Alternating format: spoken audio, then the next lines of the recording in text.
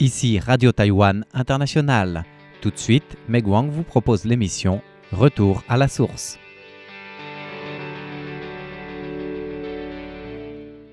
Bonjour à tous, notre émission d'aujourd'hui s'intéresse à un animal menacé d'extinction à Taïwan et le travail d'un collège particulier puisqu'il vient d'être primé du prix modèle pour la promotion de l'éducation à la vie des animaux sauvages, justement pour la protection de cet animal.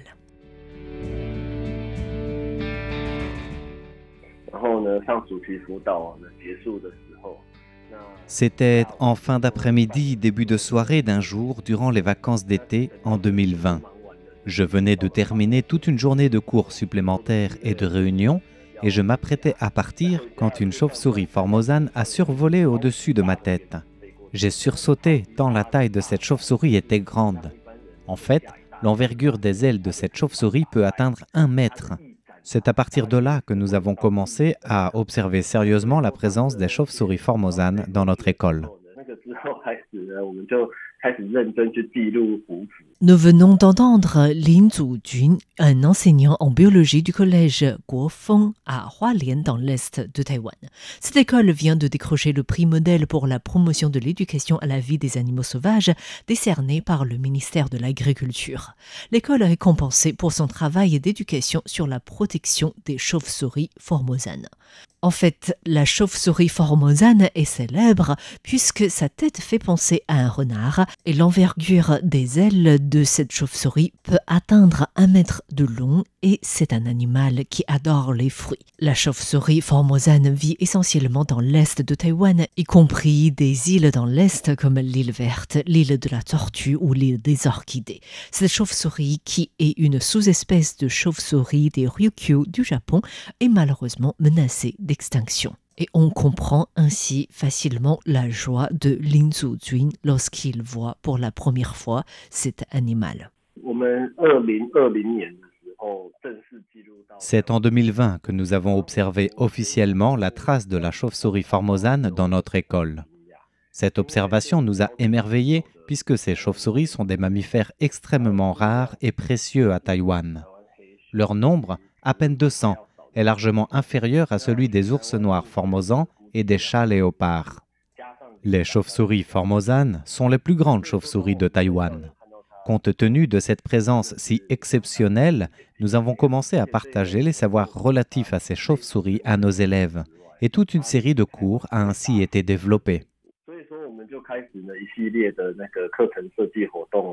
Pour l'éducation sur la chauve-souris formosane, le collège Guofeng ne travaille pas seul. Et cette éducation traite également la disparition progressive de ce mammifère, surtout à l'île Verte dans le passé, qui, avant des années 70, accueillait largement cet animal.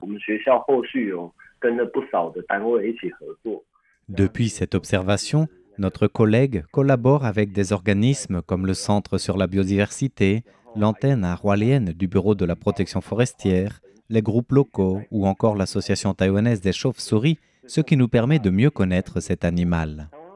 Les chauves-souris formosanes ont besoin de vivre dans des bois avec beaucoup d'arbres à fruits. Ainsi, normalement, les montagnes de moyenne et faible altitude dans l'est de Taïwan ou encore les montagnes des îles auxiliaires représentent des habitats appropriés pour les chauves-souris formosanes. Elles devaient se chiffrer par centaines sur l'île Verte dans le passé, par exemple. Mais en raison des humains, leur nombre a énormément chuté. Dans les années 70, il y a d'ailleurs eu une capture générale des chauves-souris formosanes à travers l'installation de filets. Il y a 2 principales raisons pour que les gens capturent les chauves-souris formosanes. Tout d'abord, c'est un animal vendu dans les restaurants de gibier. Ensuite, il y a des gens qui les prennent comme animal de compagnie. De nos jours, le nombre de cet animal protégé se compte sur les doigts d'une main. J'estime que si nous préparons des arbres nourriciers, des habitats et que nous faisons des campagnes de sensibilisation, il est possible que l'est de Taïwan devienne une région où vive bien cet animal menacé d'extinction. À l'île Verte, dans les années 70, il y a d'abord eu une capture générale des chauves-souris formosanes et dans les années 90, il y a eu l'arrivée de l'écureuil à ventre rouge qui est en compétition avec la chauve-souris formosane pour les ressources alimentaires. L'île verte, connue pour sa source chaude, ses palmiers et son histoire de la terre blanche, n'est plus la terre élue des chauves-souris formosanes. De nos jours, ce doit être sur l'île de la Tortue qu'il y a le plus de chauves-souris formosanes. Ces dernières sont d'une espèce de chauve-souris des Ryukyu. Comme les Ryukyu sont une chaîne d'îles très longue, il y a des sous-espèces différentes de chauves-souris, mais qui se ressemblent sur certaines îles. Et la chauve-souris formosane en fait partie. Ce rapprochement géographique avec les Ryukyu explique la raison pour laquelle cette sous-espèce est plutôt visible dans l'est de Taïwan. L'observation des chauves-souris formosanes dans le comté de Hualien, dans l'est de l'île principale de Taïwan, est ainsi considérée comme une nouvelle encourageante pour tous les acteurs de la protection des animaux sauvages. Et le collège Guofeng, qui travaille dans la sensibilisation des jeunes à la nécessité de la protection des chauves-souris formosanes, a élaboré ses cours avec la participation des élèves. C'est ce que l'enseignant en biologie du collège Lin Zujun nous explique. Nous avons commencé par réfléchir aux besoins des chauves-souris formosanes et aux actions possibles des élèves et de l'école. À la différence des autres espèces de chauves-souris qui s'abritent dans des grottes, les chauves-souris formosanes se reposent directement dans les arbres. Et elles dorment directement dans les palmiers royaux de notre collège. Nos cours commencent donc par une présentation de cet animal. Ensuite, nous invitons nos élèves à réfléchir sur ce que nous pouvons faire pour les protéger. Et après cette phase d'imagination sans limite, les élèves ont conclu que le travail prioritaire était de préserver les arbres. Ainsi, nos cours couvrent la connaissance des différents arbres de notre campus et ensuite faire une cartographie des arbres. Par la suite, nous avons étudié la santé de chaque arbre avant de nous lancer dans le soin des arbres dont l'état était plus inquiétant. Il a été constaté que les fruits mangés par les chauves-souris formosanes tombent généralement par terre depuis des arbres où ils se nourrissent. Cependant, il arrive de prendre de gros fruits dans sa bouche et de les transporter vers des habitats proches pour continuer à se nourrir. Des études antérieures ont montré que la distance maximale sur laquelle les chauves-souris formosanes peuvent transporter de grosses graines est de 126 mètres, tandis que pour les petites graines, la distance de transmission peut atteindre 1833 mètres. Cela montre que les chauves-souris formosanes jouent également un rôle important dans l'écosystème. Les chauves-souris formosanes sont des animaux nocturnes, mais les élèves sont à l'école dans la journée. Des fois, quand les chauves-souris dorment plus à l'extérieur des palmiers royaux, il nous est possible de les observer. Ainsi, il n'y a que les collégiens qui terminent leur journée plus tard qui sont en mesure d'observer les chauves-souris formosanes en pleine activité. Nous devons donc organiser des observations nocturnes pour nos collégiens et également les élèves et enseignants des autres écoles de Hualien qui accueillent cet animal. En fait, de manière générale, les chauves-souris formosanes apprécient les campus des écoles puisqu'elles aiment de grands arbres, mais également de grandes étendues. Ce qu'elles préfèrent le plus, c'est s'abriter dans les arbres qui font face à de grandes étendues. Donc, les arbres qui bordent les terrains de sport des écoles sont des lieux parfaits.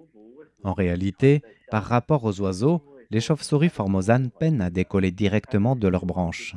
Elles doivent descendre d'abord un peu avant d'avoir suffisamment la force dans les ailes et s'envoler. Les arbres qui bordent les terrains de sport sont donc parfaits. Et c'est le cas de nombreuses écoles à Hualien qui possèdent des variétés différentes de palmiers ou encore des Terminalia catappa ou des banians. Nous recensons une dizaine d'établissements scolaires où il est possible d'observer la trace des chauves-souris formosanes. Nous avons ainsi étendu notre travail à d'autres établissements scolaires de Hualien. Nous avons constitué déjà un groupe pour informer sur les arbres qui donnent des fruits durant les différentes saisons et les observations des chauves-souris formosanes.